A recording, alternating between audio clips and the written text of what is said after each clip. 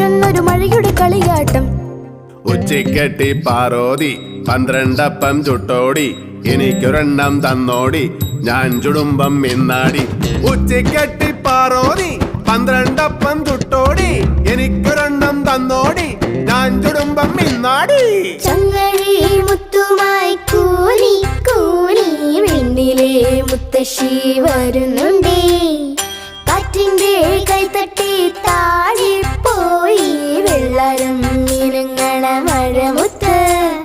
കുന്നിന്മേലെ ഒന്നു വീണു, ചന്നം ഭിന്നം രണ്ടു വീണു, പിന്നെ പിന്നെ പേകുപെരുത്തു പെരുമഴയൊരു പുഴയായി.